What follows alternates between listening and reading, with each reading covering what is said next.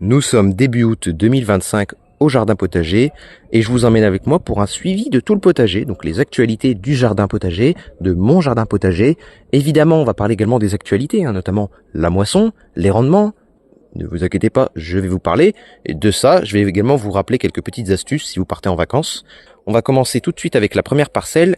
La première parcelle, c'est celle du maïs. Donc du maïs, également des laitues à couper qui ont été semés en début de saison et des fleurs ciboulettes et autres aromatiques. Bon, le maïs, écoutez, il commence à sortir ses fleurs. On verra bien cela à la fin du mois. Ne vous inquiétez pas, il y aura un suivi à la fin du mois. Voilà, il a l'air d'avoir bien repris suite aux interventions que l'on avait réalisées, je vous rappelle, avec le sulfate d'ammonium qu'on avait ajouté.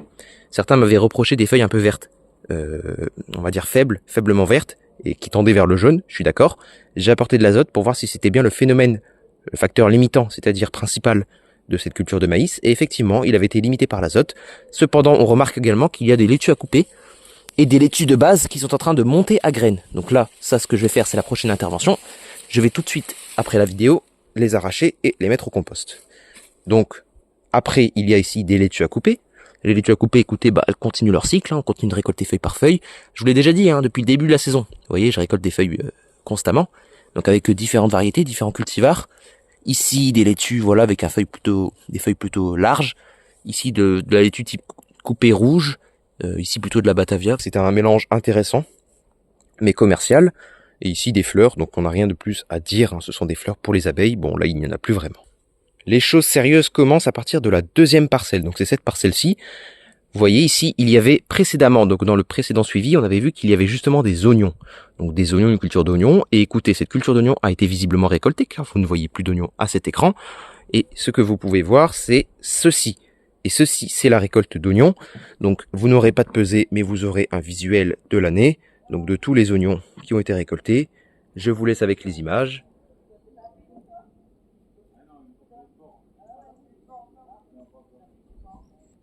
Et globalement, l'avantage que cette culture d'oignon nous apporte, c'est que c'est vraiment de l'oignon très très goûtu.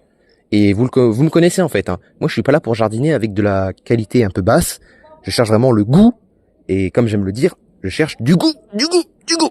Donc pour avoir du goût, il faut absolument mettre dans la terre ce qu'il faut. Ce que j'avais vu comme remarque, c'était que j'avais pas mal d'oignons qui montaient à graines. Donc des oignons de tout type. Autant les oignons jaunes que les oignons blancs que les oignons rouges. Donc ça, c'était un peu le facteur cette année, j'ai envie de dire, de défaut, donc dans la culture. Et finalement, c'est ce qui m'a permis, c'est ce qui a fait surtout le facteur perte de rendement. Donc bon, c'est un facteur qu'il faut accepter. Voilà, il y a des oignons qui sont montés à graines, donc forcément, ils ont compromis le développement de leur bulbe. Bon, ma foi, on est quand même bien. On a quand même de l'oignon correct. Ici, nous avons la parcelle tomates et choux. Donc je vais pas tarder à mettre l'insecticide sur tous mes choux dans le jardin. D'ailleurs, je vais le mettre juste après cette vidéo. Mais vous voyez qu'on a des choux rouges qui commencent à bien se former. Donc là, pas de souci. J'ai fait un nouvel apport de sulfate d'ammonium récemment, aujourd'hui d'ailleurs, avec pour but de favoriser la croissance des pommes de choux, car une culture de tomates et une culture de choux sont deux cultures extrêmement exigeantes qui nécessitent forcément des amendements. Alors, durant les précédentes séquences, ce qu'on a eu en termes de pluviométrie, c'est rien du tout. C'est-à-dire que là, vous le voyez, il fait encore beau. Mais ce qu'il faut comprendre, c'est que là, dans les jours qui vont venir, il y aura normalement beaucoup de pluie annoncée. Donc encore une fois, ce sont des annonces de la météo. Mais aujourd'hui, on devait avoir un temps orageux. Bon, c'est pas trop orageux. Mis à part ça, notre petite culture de tomates continue sa fructification. Et vous voyez, il y a quand même du fruit, donc il y a de la variété. Donc ça, c'est certainement de la marmande ou alors de la tomate de Crimée. D'ailleurs, n'hésitez pas à me dire si vous connaissez bien la tomate marmande. Est-ce que c'est de la tomate marmande, celle-ci? Vous voyez, il y a des petits reflets noirâtres. Donc j'aurais tendance à dire que c'est de la tomate de Crimée. Alors vous voyez qu'il n'y a pas encore de tomates rouges, on n'en est pas encore là. La parcelle de tout ce qui est, on va dire, cucurbitacé de type rampant. Donc au fond, melon, concombre, et devant plutôt des courgettes et des trucs qui sont un peu, on va dire, assimilés au concombre. Il y a également pas mal de plantes, donc je les ai toujours pas enlevées, je vais les enlever après la caméra. Il y a également des plants de tomates, voilà, il y a des plants de choux. Donc ça suit son cours, j'ai envie de dire. Donc c'est du melon, j'ai envie de dire classique, voilà, il n'y a pas l'air d'avoir de grands problèmes, si je peux me permettre de dire ça.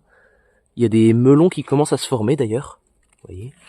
Donc ça y est, ça commence à fructifier. Ici, vous voyez des plants de concombre, on a mangé aujourd'hui des premiers concombres de jardin. Alors, zéro amertume, le goût était présent, Mais en termes de variété, je suis un peu déçu parce que j'ai connu des variétés bien plus goûteuses. Donc là, c'est le concombre long de Chine que vous voyez ici, ainsi que ici. Et je sais pas, j'ai déjà vu de la variété plus goûtue. Donc ma foi, c'est quand même du bon concombre de jardin. Mais pour dire que c'est un concombre excellent, je vais m'abstenir. Voilà. Vous voyez, il y a des petits pieds de courge, mais bon, ça c'est pas fou, honnêtement. Ça ne se développe pas très bien. Et ça ne se développe pas bien parce que je n'ai juste pas prêté attention. Et vous le voyez, hein, ici, il y avait pas mal de matière organique, en fait, qui était venue carrément dans la culture. Donc ça, tout ça, j'ai taillé précédemment, lors du précédent tour de suivi de culture. Je vous avais présenté justement la matière qui venait d'être coupée. C'était encore verdâtre, si vous vous souvenez bien. Et là, maintenant, ça y est, ça a séché, ça fait du paillage. Ici, on a une parcelle de carottes. Eh bien, écoutez, ma foi, tout se passe correctement. Enfin, je vais opérer là rapidement un désherbage, donc sur plutôt le coteau droit, où il n'y a pas de carottes. Je vous rappelle que c'est un itinéraire sur but de culture. Pourquoi? Pour 3 avantages, notamment 1, une carotte plus longue, 2, une carotte qui évite de pourrir en hiver, et 3, alors il semblerait que la carotte en surbut attrape un peu moins ce qu'on appelle la mouche de la carotte. Donc c'est à confirmer, et c'est surtout pour en fait moi le rendement, hein. Je vais pas vous mentir. Alors ça peut paraître très clair, mais vous verrez, au mois de septembre, on refera un suivi. Parfois il y a quand même quelques petits manques. Vous voyez ici, c'est un peu une zone morte. Je veux dire, là, ici, il y aura une zone un peu morte. Derrière aussi. Mais bon, c'est le jeu du jardinage. J'avais arrêté cette culture et là, c'est une reprise. Cette année, je reprends beaucoup de cultures que je n'avais pas faites il y a un petit moment. J'avais déjà fait dans le passé. J'avais eu de beaux rendements, en 2021 notamment. Et en 2022, j'avais eu de belles carottes. Mais j'avais arrêté. J'avais des occupations qui faisaient que je ne pouvais plus m'occuper de certaines cultures. Et cette année, j'ai repris les cultures comme à l'ancienne. J'ai réintroduit des cultures. La carotte en fait partie. Il y a également le panais, chou, brocoli. Pour ce genre de choses, ce que je vais vous annoncer comme petite, j'ai envie de dire astuce, si vous partez en vacances, c'est de venir couper, vous voyez, les fleurs comme ça. Bon, pour vos choux, je rappelle, brocoli et chou-fleur. Donc vous venez les couper. Ça peut paraître un peu stupide, mais en fait, ne vous inquiétez pas, hein, le chou va refaire des rejets. Et vous les voyez comment ça se prépare, ils sont sur les côtés. Donc il va refaire des rejets, ne vous inquiétez pas. Et donc comme je vous ai dit, ici les têtes, on va les couper. Hein. Enfin, je vais les couper. Et en plus, l'avantage des petits rejets, c'est qu'ils cuisent plus vite. Donc, c'est peut-être plus intéressant. Ici, j'ai des betteraves, derrière des panais. Et ici, toutes mes cultures qui me restaient dans mon fond de serre. Les panais sont en train de germer. Je pourrais vous montrer ça maintenant. Vous voyez, là, je viens d'arroser. Le panais, c'est très délicat. Et vous voyez que ça, c'est un petit panais, ça. Ça, c'est un petit panais. Il y en a un ici. Il y en a un ici. Là, il y en a 2. Il y en a un qui germe, là. Donc, c'est en train de lever. Donc, début août. Bon, honnêtement, c'est un peu tard, je pense. Mais bon, le panais, honnêtement, dans cette région, normalement, ça marche très bien. Donc je l'avais semé en mi-juin, ça n'avait pas levé. Je l'ai ressemé à peu près autour du 5-10 juillet. Et comme c'est une culture, comme je vous l'ai dit, qui prend du temps à germer, hein, c'est une culture longue à germer, j'ai refait des semis de carottes et ils n'avaient toujours pas germé. Donc c'est vraiment une culture longue à germer qu'il faut bien irriguer. Et bien normalement, c'est long au démarrage, on a toujours un peu de doute. Voilà. Mais bon, normalement ça devrait pousser. Ici des betteraves donc rouges, donc des betteraves plates. Ma foi, le rendement est présent. Je n'ai pas encore commencé à manger ces betteraves particulièrement dans cette parcelle, parce qu'on avait d'autres betteraves, notamment dans la vidéo je vous ai montré avec les têtes d'ail. Et bah finalement, on avait déjà mangé beaucoup de betteraves dans la partie où il y avait les ailes. On va voir ça maintenant. Et dans les cultures, j'ai envie de dire en mélange, bah vous voyez de la... Alors ça, c'est vraiment non identifié, je ne sais pas du tout. J'ai semé 11 variétés cette année de tomates, j'ai tout semé, toutes mes variétés. Donc je vous laisse avec quand même les visuels. Vous voyez, on a des... Alors cette année, on a des petites punaises qui sont introduites sur les plis de tomates et pas que. Et le problème, c'est que ça fait ça, vous voyez, des petits défauts sur les tomates, donc sur les fruits. C'est pas excellent, ça, c'est merde. C'est le ravageur où je n'ai pas du tout de solution. Ici, on a un petit pied de physalis, donc vous avez compris l'idée, hein, c'est vraiment un mélange permaculturel, comme j'aime l'appeler. Donc ici, c'est vraiment une parcelle en patchwork. C'est un petit peu comme cette parcelle qu'on avait vue avec le maïs et les laitues, c'est ce que j'appelle un patchwork. Ici, c'était la parcelle de l'ail, donc toute la parcelle de l'ail, et au bout, les échalotes. Je vais vous parler du rendement de l'ail, du rendement des échalotes et du rendement des oignons dans une autre vidéo à part. On voit que j'ai planté des pieds de courgettes. Des pieds de courgettes pour l'automne. On voit que j'ai repiqué aussi ici des pieds de choux, donc choux de Milan, donc de Vérone. Donc connaissez-vous la ville de Vérone? Donc ce sont des choux qui viennent de cette ville. Et ici, donc tout au fond, ce sont des choux cabus classiques. Donc ceux-là vont continuer leur cycle et normalement début septembre, ils vont commencer pour les premiers à arriver à maturité. Donc ça, on va suivre ensemble. Vous voyez qu'il y a également un petit pied de melon qui s'est, en fait, je l'avais planté dans les échalotes et je n'avais pas espoir. Et finalement, il a l'air de démarrer et vous voyez, il y a l'air d'avoir des premiers petits melons. Donc j'ai mis une brique pour les plus beaux pieds, j'ai envie de dire les plus beaux spécimens. Donc bon, les premiers melons, on verra bien durant le mois de septembre. Vous voyez que j'ai posé mes plaques de semis en fait hors de la serre. Et ça, c'est une deuxième astuce pour, si vous partez en vacances, poser les plaques de semis dans votre potager. Ici, sur de la paille, je l'ai fait, mais vous pouvez aussi également les poser sur la terre qui a été désherbée, préparée, ameublie, comme si vous aviez fait une culture standard. C'est-à-dire que vous n'allez pas poser ça sur du béton. Vous avez vraiment décompacté la terre. Ici, elle a été travaillée pour planter ces plantes ici, donc ces pieds de choux, également ces pieds de laitue, qu'on avait vu tout à l'heure, mais elle a été vraiment travaillée ici de la même façon. Et comme ça, les racines de ces petites opercules vont vraiment descendre en profondeur. Normalement, si tout se passe bien, on aura justement des pieds pour être plantés. Ici, c'est tout un mélange d'arbres fruitiers. Honnêtement, je vais vous montrer ça rapidement, parce que ça se passe plutôt bien. Ici, des pommiers. Bon, ok, pommiers en U. Donc c'est pour tester en fait la culture des pommiers en U, pommiers palissés. Ici, un pommier colonnaire, bon, qui a l'air, ma foi, de bien se développer. Entremêlé dans des tomates sauvages qui ont l'air de pousser. Avec ici un concombre vilain, j'ai envie de dire, parce qu'il a tendance à se grimper sur les plantes. Il y a derrière des framboisiers, ici il y a un charme, il y a une betterave qui monte à graines juste là, juste ici. Ici il y a un pied de courgette, donc courgette jaune, avec encore une fois, ma foi, des courgettes qui sont encore en train d'arriver. Et donc là, au niveau point de vue courgette, donc je vais vous parler courgette, donc troisième astuce pour quand vous partez en vacances, les pieds de courgette comme ça, laissez-les. Laissez les courgettes, ça va vous faire des graines. Donc pour tous les gens qui ont des pieds de courgettes un minimum, non hybrides, quoi, donc des variétés pures, entre guillemets, n'hésitez pas, laissez les plants aller jusqu'à leur cycle final, donc de séchage complet. Et tous les pieds de courgettes donc de cette année, ne vous inquiétez pas, ce sont des pieds de courgettes qui ont été semés avec mes propres graines. Ici, nous avons la culture des tomates sur une structure, ma foi, élégantissime, si je peux me permettre. Et donc vous voyez les tomates. Donc ma foi, alors là cette année c'est très très joli. Ça s'annonce très prometteur. Malheureusement, j'ai laissé trop de gourmands. Donc j'ai laissé trop de gourmands. Vous voyez là ça devient un bazar. Donc là je vais tailler aujourd'hui, là ce soir après la vidéo, je vais tailler donc tous ces gourmands là qui partent et qui vont tomber de toute façon dans les cultures voisines. Donc tout ça bouge. Ce gourmand là, pas de pitié, il va bouger parce que transition toute trouvée, vous le voyez ici, la culture de haricots est en train de pousser et de fleurir. Et ça, c'est un moment crucial. C'est le moment où le haricot est demandeur, surtout le haricot grain. Donc ça, c'est du haricot grain, je vous rappelle. Le haricot grain est demandeur. Demandeur en quoi? En ensoleillement. Pour avoir une belle gousse bien dense, bien fructifiante et belle, quoi, de la belle gousse, il faut leur accorder le soleil nécessaire.